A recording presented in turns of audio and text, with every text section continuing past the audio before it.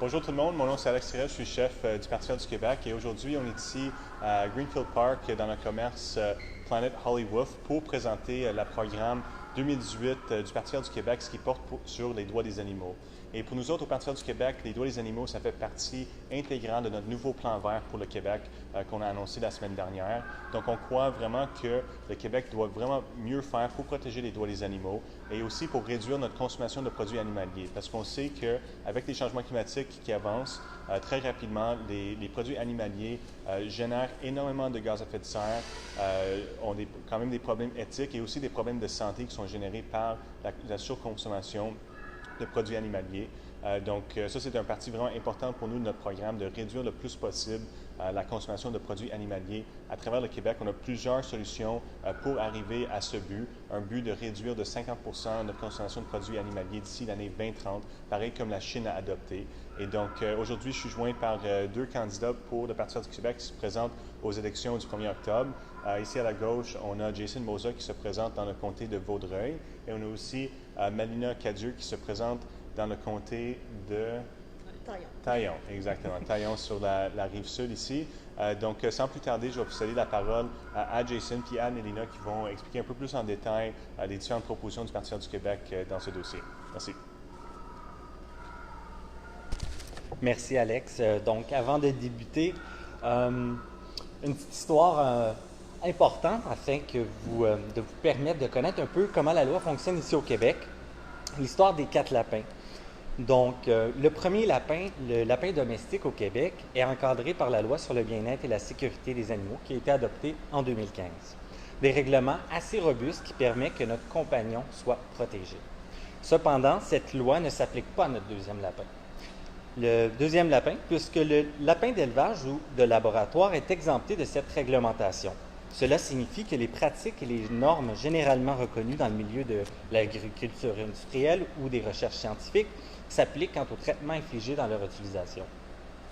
Le troisième lapin, le lapin sauvage et le lièvre, un lapin, excusez-moi, lui, il est protégé par la loi sur la conservation et la mise en valeur de la faune et peut être chassé ou tué en toute légalité. Et notre dernier lapin, le lapin exotique, un lapin qui n'est pas natif du territoire québécois, a tout un autre cadre juridique qui s'y applique, puisqu'il n'est pas reconnu comme un animal de la faune québécoise, et même si ce dernier est gardé en captivité. Alors, ça devient un peu mélangeant pour comprendre, et c'est pour ça qu'on vous propose une plateforme complète avec des règlements avant-gardistes pour essayer de contrer à ce problème.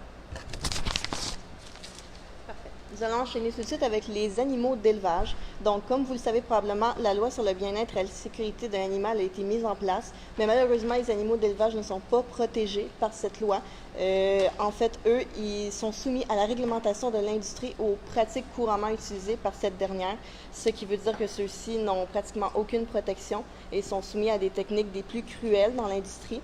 Et pour remédier à cette situation, le Parti vert du Québec aimerait mettre en place une réforme, soit un ensemble de nouvelles lois beaucoup plus strictes afin de protéger ces animaux d'élevage et d'empêcher toute maltraitance qui leur est faite. Donc, Jason pourra vous expliquer ces points.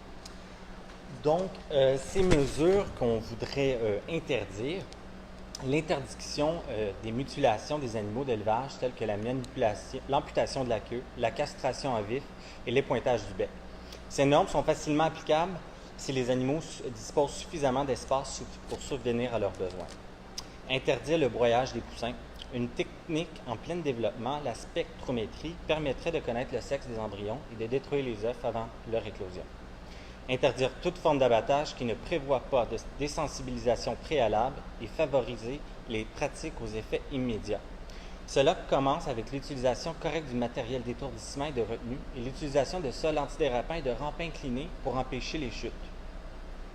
L'interdiction de l'utilisation d'aiguillons électriques et imposer des normes plus strictes sur le transport des animaux qui réduisent le temps de déplacement, augmentant l'espace vital des animaux dans les camions et limitant le transport lors de températures extrêmes.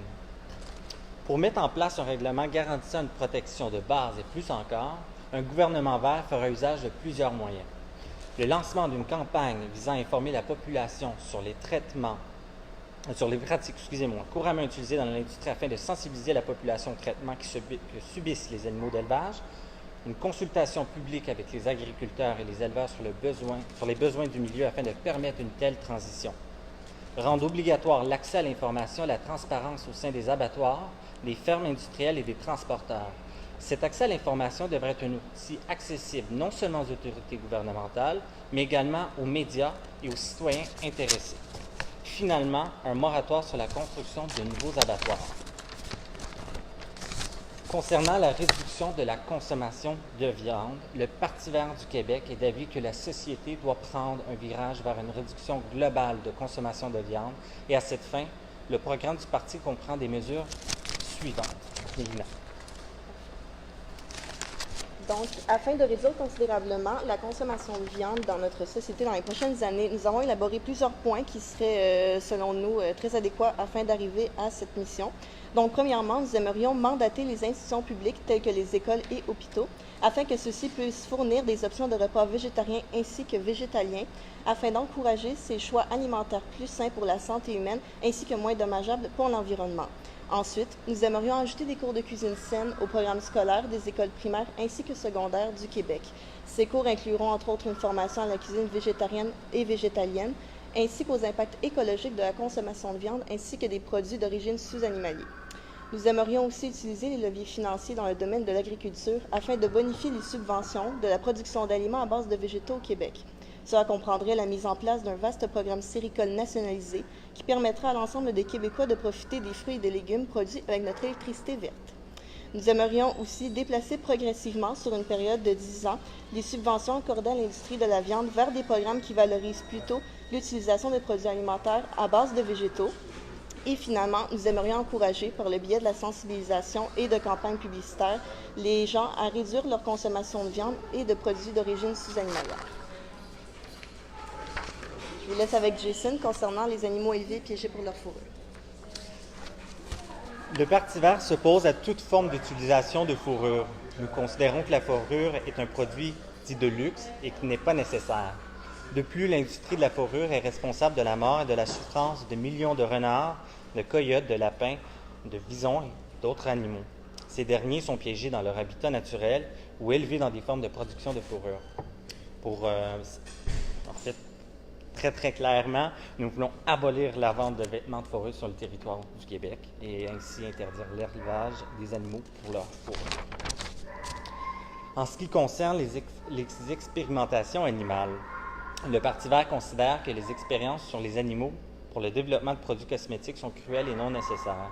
L'expérimentation animale n'est pas incluse dans la loi sur le bien-être et la sécurité de l'animal. Nous préconisions d'autres méthodes pour mettre au point un produit, dont les tests volontaires sur les humains.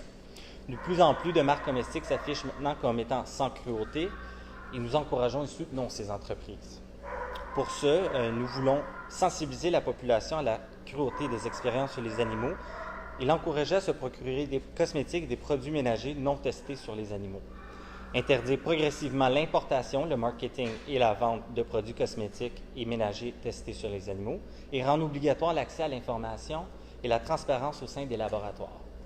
Également, nous proposons un encadrement, une application stricte de règlements qui régissent l'expérimentation animale dans le domaine médical et scientifique. Étant donné que ces animaux sont exclus de la protection de la même loi, les pratiques sont actuellement laissées à l'autorégulation. Donc, nous voulons encourager l'élimination graduelle de l'utilisation des animaux dans l'industrie et le développement de nouvelles méthodes qui n'impliquent pas d'animaux, mandater les fonctionnaires du MAPAC pour effectuer des inspections approfondies, non seulement pendant que les laboratoires sont vides ou inutilisés, mais aussi pendant que les tests sont réalisés sur les animaux. Ils devront produire des rapports publics détaillés afin d'assurer la transparence et faire un rapport sur l'état des animaux avant, pendant et après les tests.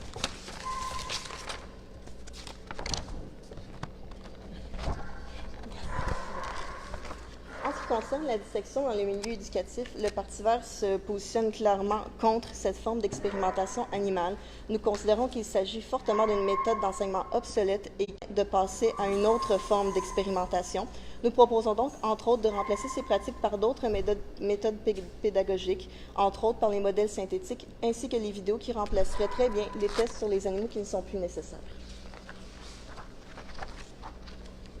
Nous allons tout de suite enchaîner avec les animaux sauvages et plus précisément la chasse et la pêche. Donc, le Parti vert du Québec s'oppose à certaines formes de chasse.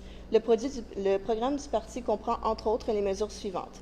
Nous voulons tout d'abord prohiber toute importation de trophées de chasse d'animaux exotiques, autoriser la chasse et la pêche uniquement lorsque celle-ci a pour but de consommer les animaux chassés ou pêchés dans certaines communautés, par exemple, ainsi que proscrire le piégeage des animaux sauvages.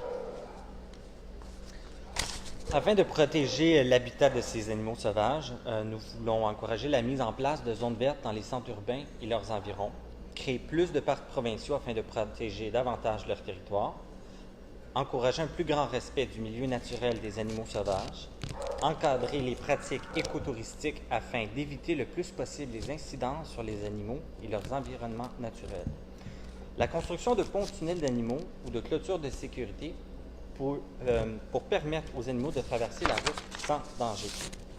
Et finalement, l'interdiction d'empoisonnement, de trappage ou de contrôle de population des espèces dites nuisibles de façon traumatisante ou meurtrière. Enfin, les espèces menacées ou vulnérables, nous voulons sensibiliser la population sur l'importance de protéger ces espèces menacées ou en voie de disparition. Les animaux en péril affectent le Québec également. Sur notre territoire, on parle d'environ 152 espèces menacées, vulnérables ou susceptibles de l'être. Les études nous démontrent le déclin de la moitié de la population de plusieurs espèces d'oiseaux, poissons, mammifères, reptiles, d'amphibiens au cours des dernières 40 ans. Tout récemment, le gouvernement libéral a décidé d'abolir les quotas sur la chasse de lynx. L'animal n'est pas classé en péril, mais nous ne savons pas le nombre de lynx au Québec. Les quotas sont essentiels pour nous et nous permettraient d'avoir un meilleur contrôle sur des populations des diverses espèces sur le territoire québécois. En ce qui concerne les animaux qui sont utilisés dans le divertissement, le Parti vert s'oppose à toute forme de captivité animale dans le but de divertir l'être humain. Nous considérons que la captivité des animaux sauvages et exotiques à ce but est cruelle et immorale. L'industrie ne devrait jamais obliger les animaux sauvages à performer pour le propre divertissement des êtres humains. L'usage d'animaux pour le divertissement, que ce soit dans les zoos, cirques, expositions ou même rodéos, doit être réduit et éventuellement complètement interdit.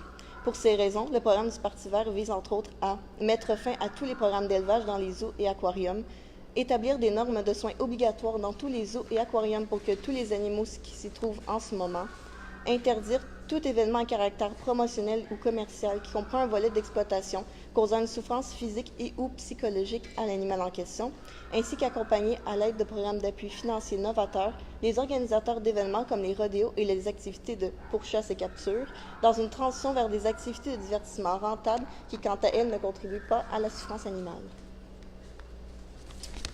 Malheureusement, aujourd'hui, certains animaux provenant de diverses régions du monde doivent, pour leur bien-être et survie, vivre dans des refuges ou des centres de soins animaliers, et ce, à vie. Cela ne devrait en aucun cas nous autoriser à les exploiter de quelque façon qu'il soit. Il est de notre responsabilité de protéger ces espèces. Et pour cette raison, nous voulons organiser la reconversion des zoos et des aquariums en sanctuaires et refuges pour réadapter les animaux captifs et leur permettre de vivre le restant de leur vie dans un milieu plus naturel et adapté à leurs impératifs biologiques, et ce, sans accès au public. Concernant les animaux de travail, comme le nouveau règlement de la Ville de Montréal, nous aussi, nous nous opposons à l'utilisation de chevaux en milieu urbain. Nous préconisons une interdiction complète de l'industrie des calèches tractées par les chevaux. Nous proposons la substitution de ces attraits touristiques par des véhicules comme les calèches électriques. Les règles seront aussi appliquées quant à la charge autorisée pouvant être tirée par un cheval, ainsi qu'aux conditions de travail plus strictes à la température pour l'ensemble du territoire québécois. Maintenant, nous allons parler des animaux de compagnie, qui est, si je ne dirais pas, la partie la plus dense de notre plateforme sur les droits des animaux. Comme vous le savez, la majorité des personnes au Québec prennent leur animal de compagnie comme un membre à part entière de leur famille, mais malheureusement, le Québec aurait le pire bulletin en matière de traitement de ces animaux au Canada. Et pour cette raison, le Parti vert du Québec souhaite mettre en place des mesures de protection plus importantes envers nos animaux de compagnie. Entre autres, dans le programme, nous pouvons voir les points suivants. Sensibiliser la population à l'importance de tenir compte des impératifs biologiques de leurs animaux de compagnie. Inciter les gardiens et gardiennes à stériliser leurs animaux de compagnie afin de lutter contre l'abandon et la surpopulation dans les refuges. Nous souhaitons également augmenter la visibilité des cliniques de stérilisation d'animaux de compagnie pour les personnes à faible revenu. Nous voudrons aussi invalider les clauses interdisant les animaux dans les baux résidentiels, car selon nous, aucune raison n'est valable afin d'empêcher une famille d'emménager avec son animal de compagnie. Nous désirons aussi augmenter la visibilité des associations qui assument les frais pour les personnes qui manquent de ressources, ainsi que d'apporter une aide plus grandissante à ces organismes qui agissent dans le domaine animalier. Nous voulons aussi, bien sûr, interdire l'enchaînement en permanence des chiens, lutter contre la discrimination des espèces animales, appelée le spécisme, tout en tenant compte de leurs différents besoins au sein de l'écosystème. Nous voulons aussi, bien sûr, lutter contre la législation spécifique à la race et en proposant des solutions qui protégeront réellement la population, telles que des activités de prévention de morsures auprès des jeunes dans les écoles, ainsi que des formations axées sur le langage canin et l'éducation canine. Nous désirons aussi agir contre la surpopulation des chats errants, tout en réduisant le nombre d'euthanasies, en encourageant la pratique du CRSM qui est maintenant effectuée dans plusieurs refuges du Québec, qui est pour autant dire capturer, stériliser, relâcher et maintenir les chats féraux qui sont errants. Nous voulons aussi interdire toute procédure médicale visant à changer les caractéristiques physiques des animaux, telles que le dégriffage, la coupe d'oreille et de la queue, sauf pour raisons médicales ainsi que la stérilisation, bien entendu. Nous voulons aussi créer un registre d'animaux de compagnie au Québec qui sera responsable de la délivrance d'un permis pour la garde d'un animal domestique, ainsi qu'un registre national de maltraitance animale. Nous voulons aussi faire une restriction et un contrôle des espèces exotiques et non communes, offrir des subventions aux refuges grâce à une taxe spéciale qui sera appliquée sur les produits pour animaux seulement, ainsi que mettre sur place le programme du Bon Samaritain afin de pouvoir venir en aide à un animal en danger, comme par exemple prisonnier d'un véhicule lors d'une journée très chaude. En ce qui concerne les animaux exotiques, malheureusement actuellement, ces animaux dépendent de la loi sur la conservation et la mise en valeur de la faune, laquelle leur offre une protection bien peu adéquate pour leurs besoins. Afin de remédier à la situation et leur offrir une protection adaptée, le Parti vert du Québec désire les inclure dans la loi sur le bien-être et la sécurité de l'animal afin que ceux-ci puissent bénéficier d'une protection adéquate et spécifique, compatible avec leur statut d'êtres animaux de compagnie, qui ne vivent pas à l'état sauvage au Québec, mais plutôt dans des résidences privées ou des aménagements intérieurs. Finalement, pour s'assurer de l'application de la loi et ainsi assurer la protection des animaux et un respect rigoureux de notre législation, le Parti vert du Québec est fier de vous proposer la mise en place d'un nouveau ministère, le ministère de la Condition animale. Ce ministère sera responsable de collaborer avec les divers organismes pour l'application des règlements et des inspections. Ce nouveau ministère aura aussi comme but d'informer les gens sur leurs droits et leurs obligations envers les animaux de compagnie prévus par l'article 5 de la Loi sur le bien-être et la sécurité animale. Un gouvernement vert augmenterait considérablement les amendes pour les infractions entourant le non-respect de cette loi. En ce qui concerne aussi l'application et le respect de la loi, un gouvernement vert aimerait remettre beaucoup plus de pouvoir aux refuges, SPA et SPCA en ce qui concerne l'application de certains règlements entourant toutes les espèces animales. Un gouvernement vert remettra aux SPA et SPCA un budget permettant à ces organismes d'appliquer efficacement la loi sur le bien-être et la sécurité de l'animal, notamment par l'embauche de plus de personnel comme des inspecteurs et inspectrices. Nous faciliterons également la collaboration avec les forces de l'ordre pour l'application de la loi par une collaboration étroite avec le ministère de la Sécurité publique. Finalement, le Parti vert considère également que les peines prévues au Code criminel pour la cruauté envers les animaux ne sont pas assez élevées. Nous aimerions donc faire pression sur le gouvernement fédéral afin d'effectuer les changements nécessaires au Code criminel concernant la cruauté envers les animaux. En terminant, pour les animaux, pour les êtres animaux, le 1er octobre, on vote vert. Un vote vert sera un message clair au prochain gouvernement qu'il est primordial d'appliquer l'ensemble de ses propositions pour un Québec plus égalitaire. Merci beaucoup.